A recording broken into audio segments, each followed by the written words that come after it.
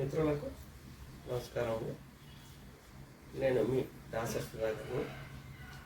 మనకు ఫిబ్రవరి 1వ తారీఖు 2025 సంవత్సరంలో మన యొక్క భూముల యొక్క విలువలకి పెరిగినట్లుగాను సక్షర విలువలు కూడా పెరిగినట్లుగాను మనం ఒక వీడియో చేసుకున్నాం ఇదివరలో.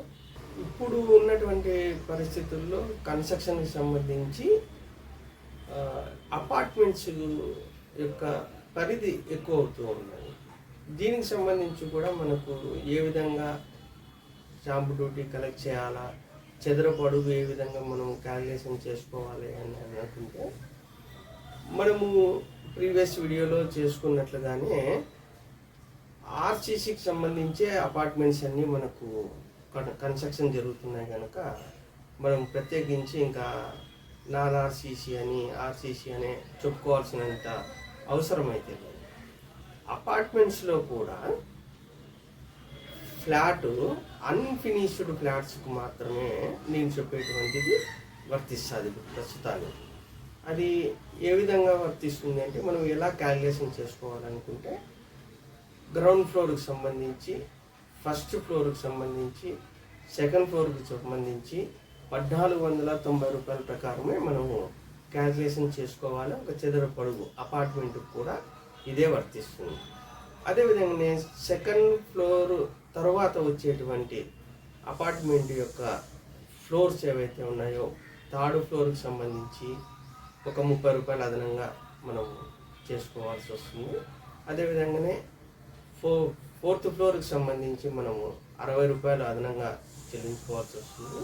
అలాగే ఫిఫ్త్ ఫ్లోర్కి సంబంధించి 90 రూపాయలుగా మనము అదనంగా చెల్లించుకోవాల్సి వస్తుంది. అంటే ground floor, first floor, second ఫ్లోర్కి ఏ విధంగా అయితే 1490 రూపాయలు మనం చదరపు అడుగు పెడుతున్నామో, అదేవిధంగానే థర్డ్ ఫ్లోర్కి 30 రూపాయలు అదనంగాను, ఫోర్త్ ఫ్లోర్కి 60 రూపాయలు అదనంగాను, ఫిఫ్త్ ఫ్లోర్కి 90 రూపాయలు అదనంగాను మనం పెట్టుకోవాల్సి వస్తుంది.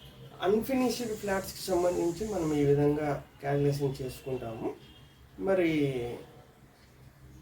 ఫుల్ ఫినిష్డ్ అయిపోయింది అనుకోండి, అపార్ట్మెంట్కి సంబంధించి ఒక ఫ్లాటు బిల్డర్స్ నుంచి కానీ ఓనర్స్ నుంచి కొన్న తర్వాత ఆ యొక్క ఫ్లాట్కి సంబంధించి ఇతరులకు మళ్ళీ విక్రయించాలన్నప్పుడు, థర్డ్ పార్టీ విక్రయిస్తున్నప్పుడు మనం ఏ విధంగా క్యాలిక్యులేషన్ చేసుకోవాలనే దానిపైన ఇప్పుడు మనం ఒకసారి పరిశీలిద్దాము. ఫుల్ ఫినిష్డ్ అయినటువంటి అపార్ట్మెంట్స్కి సంబంధించినటువంటి ఫ్లాట్ రిజిస్ట్రేషన్ అంటే థర్డ్ పార్టీ రిజిస్ట్రేషన్ చేసేటప్పుడు మనము కాంపోజిట్ వాల్యూ తీసుకోవాలి. అప్పుడు డోర్ నెంబర్ కూడా అలాట్ అయి ఉంటుంది ఆ యొక్క ఫ్లాట్కి. మున్సిపాలిటీ వారు కానీ, నగర పంచాయతీ వారు కానీ, రూరల్ ఏరియాలో అయితే గ్రామీణ పంచాయతీ వారు కానీ దానికి డోర్ నెంబర్ని అలాట్ చేసి ఉంటారు. ఆ డోర్ నెంబర్కి కూడా ప్రభుత్వం వారు కాంపోజిట్ వాల్యూని నిర్ణయం చేసి ఉన్నారు. అప్పుడు ఉదాహరణకు మనము ground floor, first floor, second ఫ్లోర్కి కాంపోజిట్ వాల్యూ 1000 రూపీస్ అనుకున్నాం స్క్వేర్ ఫీట్. అంటే కేవలం ఇది ఉదాహరణకు మాత్రమే, ఎందుకంటే వివిధ ప్రాంతాల్లో వివిధ రకాలుగా కాంపోజిట్ వాల్యూని నిర్ణయం చేసి ఉన్నారు ప్రభుత్వం వారు.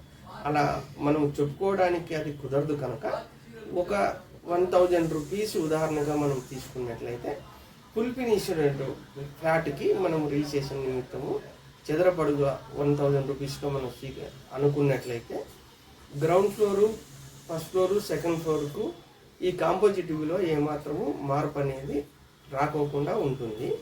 ఒకటే ఫిక్స్ అయి ఉంటుంది. ఇది ప్రభుత్వం నిర్ణయించినటువంటి ధర. ఉదాహరణకు 1000 రూపీస్ అని మనం అనుకున్నప్పుడు, సెకండ్ ఫ్లోర్ తర్వాత వచ్చేటువంటి థర్డ్ ఫ్లోర్కి ఏ విధంగా మనం తీసుకోవాలి అనుకుంటే, అప్పుడు ఈ కాంపోజిట్ విలువకు 30 రూపాయలు అదనంగా మనం పెట్టాల్సి ఉంటుంది. అలాగే ఫోర్త్ ఫ్లోర్కి 60 రూపాయలు అదనంగా కాంపోజిట్ విలువకు పెట్టాల్సి వస్తుంది. అలాగే ఫిఫ్త్ ఫ్లోర్కి కూడా 90 రూపాయలు అదనంగా కాంపోజిట్ విలువ పెంచుకోవాల్సి వస్తుంది. అంటే ఉదాహరణకు 5వ ఫ్లోర్లో మనం ఫ్లాట్ రిజిస్ట్రేషన్ చేస్తున్నాము, ఫుల్ ఫినిష్డ్ అని అనుకున్నప్పుడు, దానికి డోర్ నెంబర్ కూడా అలాట్ అయినప్పుడు మనం చేయాల్సింది 1000 రూపాయలు కాంపోజిట్ విలువ ప్రభుత్వం నిర్ణయించినటువంటి ఆ యొక్క డోర్ నెంబర్కి మనము 1000 రూపీస్ ఉదాహరణగా తీసుకున్నప్పుడు, ఫిఫ్త్ ఫ్లోర్కి 90 రూపాయలు అదనంగా మనము యాడ్ చేసుకోవాల్సి వస్తుంది. అంటే 1090 రూపాయలు మనం 5th ఫ్లోర్కి సంబంధించి చదరపు అడుగు విలువను లెక్కించాల్సిన అవసరము ఎంతైనా ఉంది. మిత్రులారా, ఇప్పటి వరకు మనము రెసిడెన్షియల్కి ఎంత ఉంది, కమర్షియల్కి ఎంత ఉంది చదరపు అడుగు విస్తీర్ణము, ఇంటికి సంబంధించి షాపులకు సంబంధించి ఏ విధంగా అయితే మనం లెక్కించాలి చదరపు అడుగు అన్నది ఇంతకుముందు వీడియోలో చేసుకున్నాము. ఈ వీడియోలో మాత్రము అపార్ట్మెంట్ యొక్క చదరపు అడుగుని ఏ విధంగా లెక్కించాలన్న దానిపైన మనము ఈ యొక్క వీడియో చేసుకుంటున్నాము.